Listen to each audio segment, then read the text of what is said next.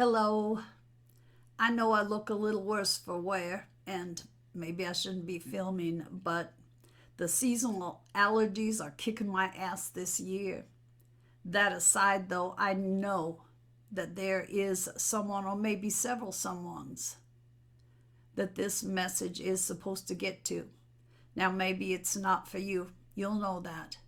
But maybe it is for you. And you may know that because you feel a little bit of anxiety because you know you're going to hear truth that you need to hear, but that may be a little scary. I'm going to start off by telling you a story about me. And if you've been watching my older videos, you will have heard this before. But this is very key to what I'm going to pass on to you. So when I came back to my family home after 3 separations, I took my husband to a gallery reading with me. And that's where everyone sits outside and the reader takes one person in at a time, and my husband went first. Came out and it was my turn. When I walked in, the reader looked at me and said, "Oh no." I told him everything was going to be okay. I was reading his energy. "I'm sorry." And my reading from Spirit was to tell me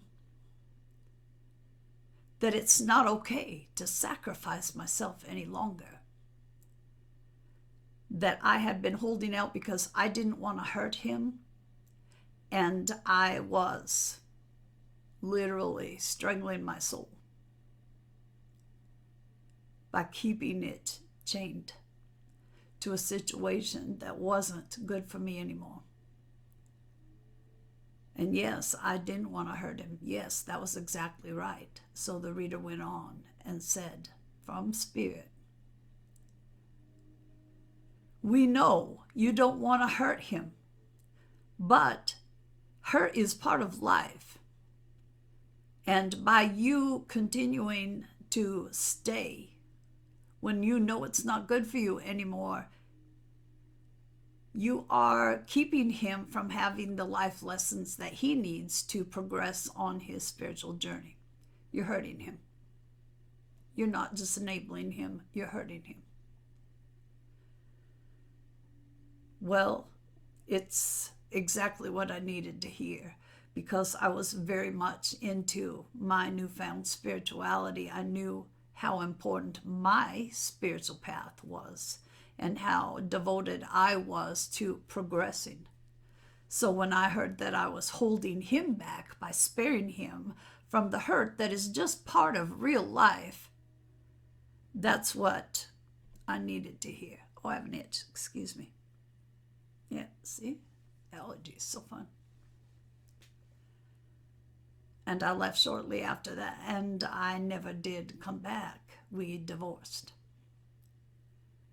So I'm telling this to you because if you have stayed, you are probably in a similar situation where you don't want to hurt your person, no matter whether it's a spouse, a partner, a child, a boss, a friend, whatever.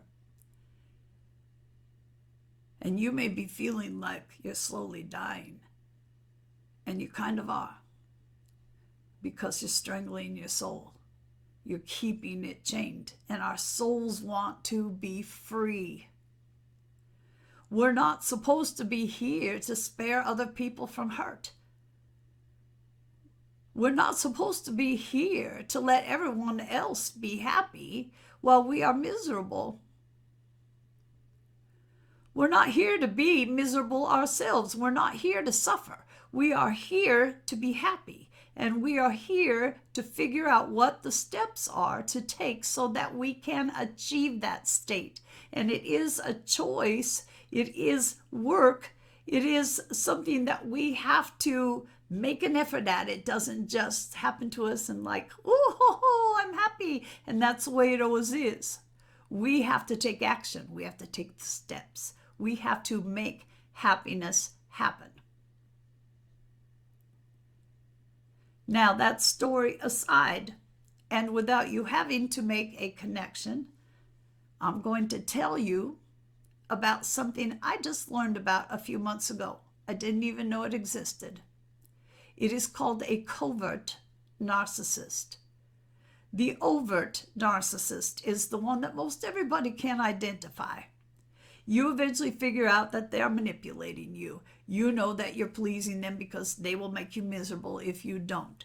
That's the overt narcissist.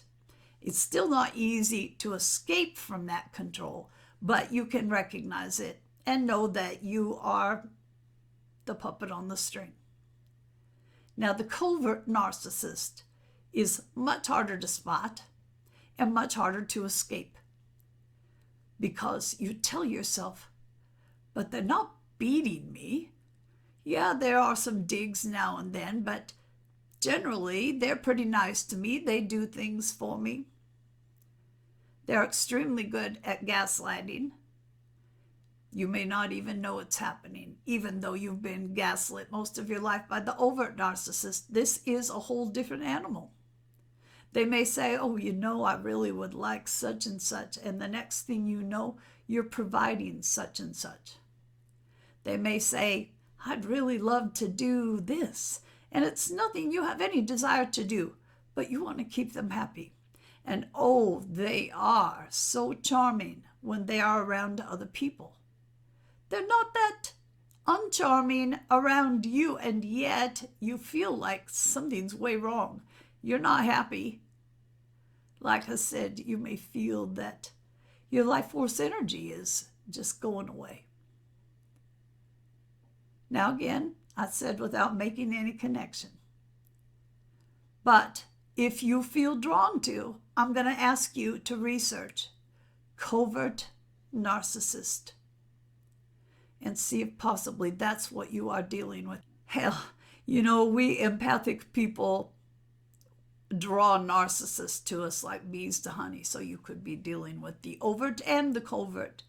I'm just saying, check it out. You may realize that you have been manipulated by an expert.